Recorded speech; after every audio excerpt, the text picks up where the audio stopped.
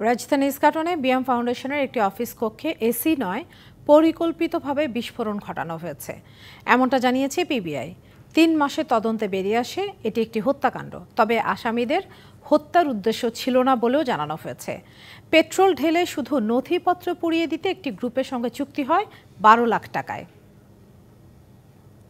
চলতি বছরের ২৭শে ফেব্রুয়ারি রাতে বিস্ফোরণে কেঁপে ওঠে রাজধানীর ইস্কাটনের বিয়াম ফাউন্ডেশনের ৫ম তলা। দাউ দাউ আগুনে পুড়ে ছাই হয়ে যায় অফিসের গুরুত্বপূর্ণ নথিপত্র, আসবাবপত্র ও ইলেকট্রনিক সামগ্রী। ঘটনাস্থলেই মারা যান অফিস সহায়ক আব্দুল মালেক। চিকিৎসাধীন অবস্থায় মারা যান গাড়ি চালক ফারুক। নিহতদের পরিবার ও সমিতির পক্ষ থেকে অজ্ঞাতনামা আসামিদের বিরুদ্ধে হত্যা মামলা দায়ের করা হয় হাতিরঝিল থানায়। তদন্তের দায়িত্বে পায় police bureau of investigation PBI. এই মামলার রহস্য উদ্ঘাটন করে সোমবার দুপুরে রাজধানীর কল্যাণপুরে সংবাদ সম্মেলন করেন সংস্থাটির বিশেষ police super Abdur Rahman.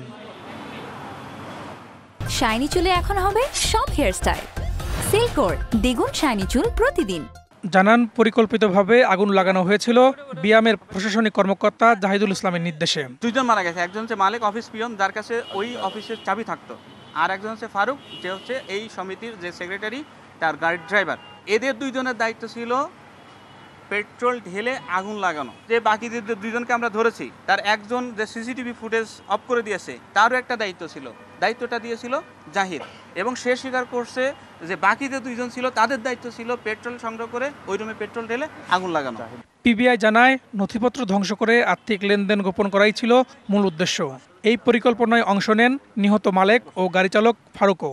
AC যদি ব্লাস্ট করতো তাহলে এসির আউটডোরটা সঠিক আছে, এসির আউটডোরে কোনো ক্ষতি হয়নি। ইনডোরটা যেখানে ফিক্স করা ছিল সেই ওয়াল সামান্যতম ক্ষতি হয়নি।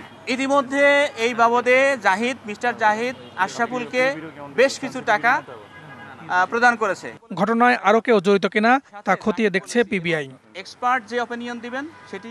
Farhaduzzaman, DBC news, Dhaka.